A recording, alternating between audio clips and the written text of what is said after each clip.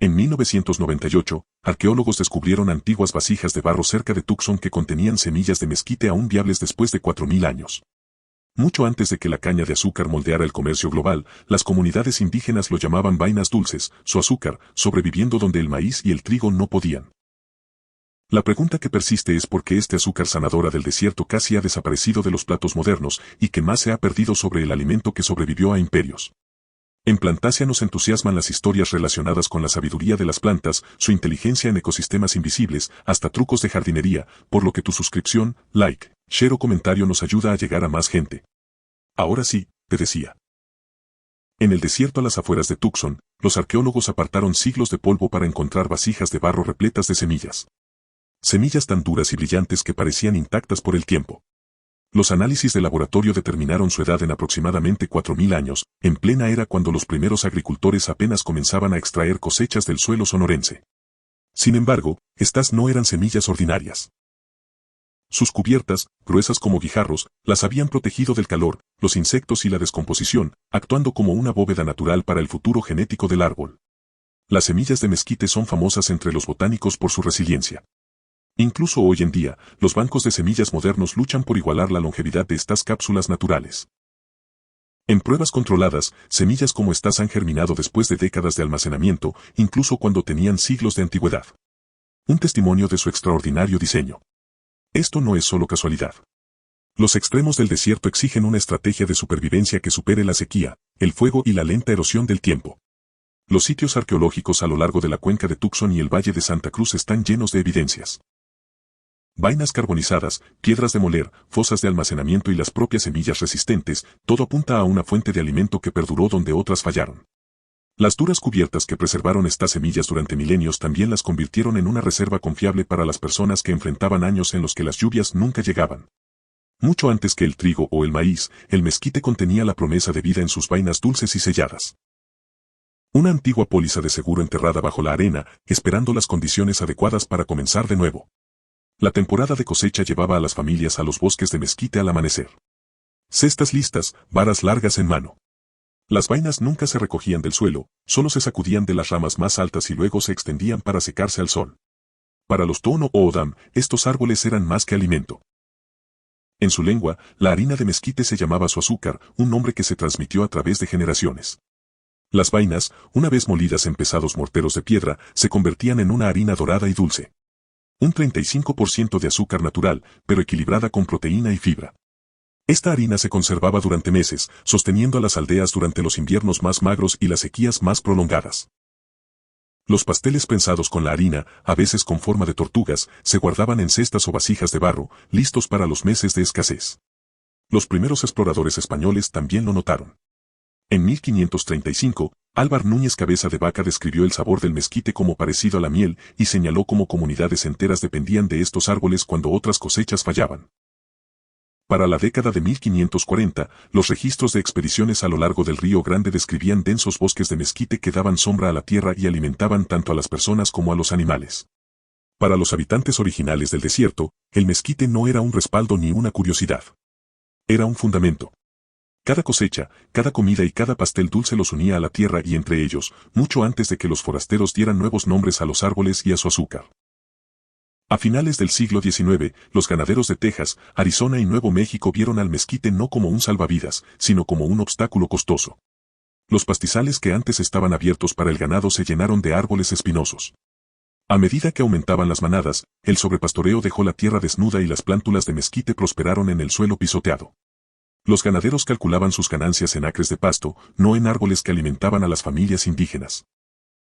La remoción mecánica, el desmonte, los bulldozers y la quema, se convirtió en práctica estándar, financiada por programas federales y estatales ansiosos por maximizar la producción de carne. El Departamento de Agricultura de Estados Unidos emitió boletines que describían al mezquite como una plaga del pastizal, una maleza que ahogaba los valiosos pastos. En las oficinas de extensión y estaciones experimentales, el lenguaje era clínico: control de maleza, mejora de pastizales, erradicación. Rara vez mencionaban estos informes que las mismas vainas, una vez molidas en harina y prensadas en pasteles, habían sido el principal edulcorante de la región durante siglos.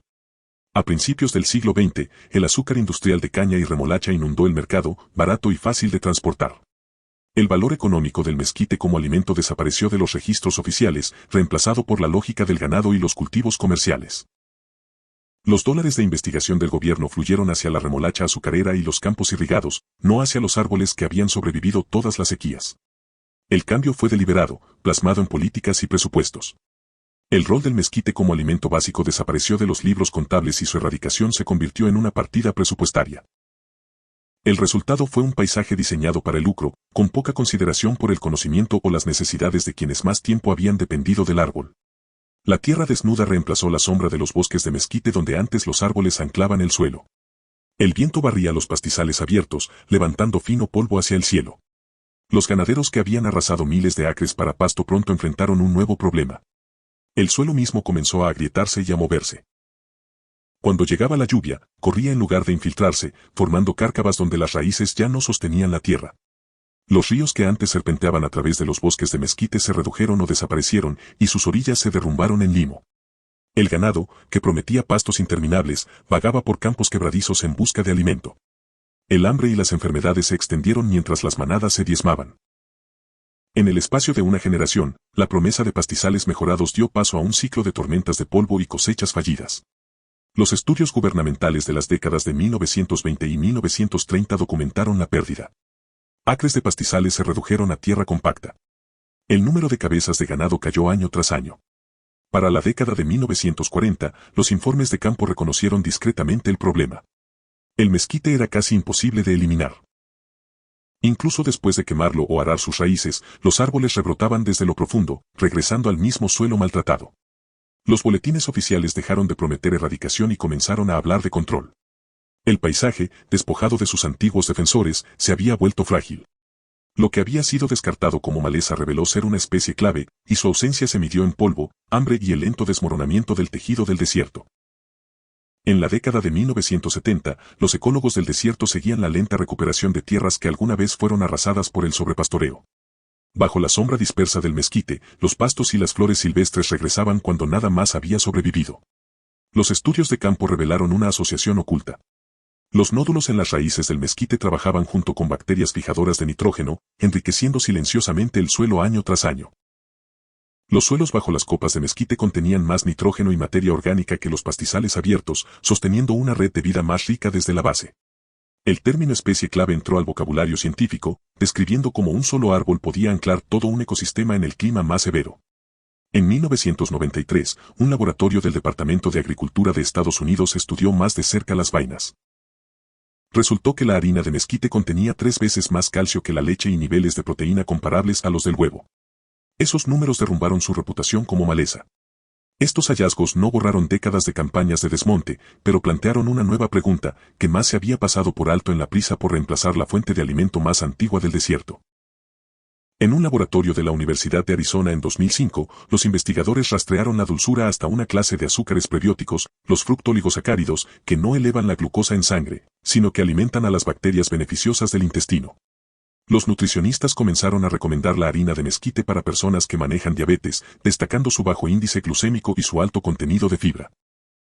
Los pacientes que reemplazaron la harina blanca por mezquite en sus tortillas o hotcakes notaron un azúcar en sangre más estable, a veces confirmado por monitores de glucosa caseros. Mientras tanto, en los valles secos del norte de México, los agricultores observaban cómo sus árboles de mezquite permanecían verdes durante años en los que el maíz y el trigo se marchitaban. En comunidades rurales de Sonora y Chihuahua, familias enteras documentaron haber sobrevivido 3 o más temporadas de sequía consecutiva gracias a las vainas que seguían llegando, sostenidas por raíces capaces de extraer agua desde profundidades de más de 9 metros bajo tierra. Para 2010, la harina de mezquite apareció en las estanterías de tiendas de productos naturales en Estados Unidos, vendiéndose a casi $20 la libra. Las agencias globales tomaron nota.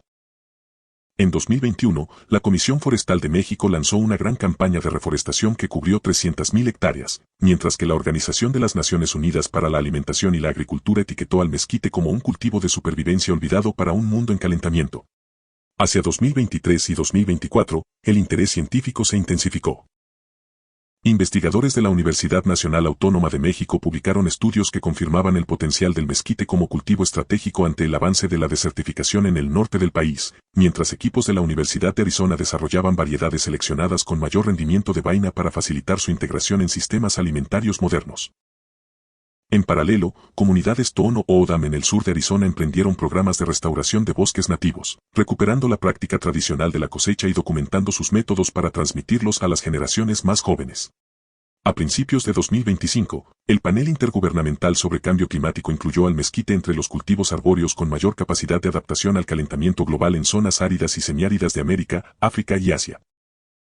Su capacidad de fijar nitrógeno, retener humedad y producir alimento con mínima intervención lo posicionó como una alternativa concreta frente al colapso de los sistemas de agricultura convencional bajo condiciones extremas de temperatura y escasez hídrica. Para muchos, el poder del árbol ya no es leyenda ni recuerdo, sino un hecho cotidiano de la vida. A medida que las sequías se intensifican y las cosechas globales fallan, la resiliencia del mezquite no es solo historia. Es un modelo para la supervivencia. Lo que una vez fue abandonado como maleza ahora se interpone entre la escasez y la renovación. A veces, el futuro crece a partir de lo que casi se borró del mapa, ¿o tú qué piensas? No olvides que tu feedback, share, like, comentario o suscripción es muy importante porque nos permitirá mejorar nuestras siguientes entregas. Gracias por quedarte hasta el final.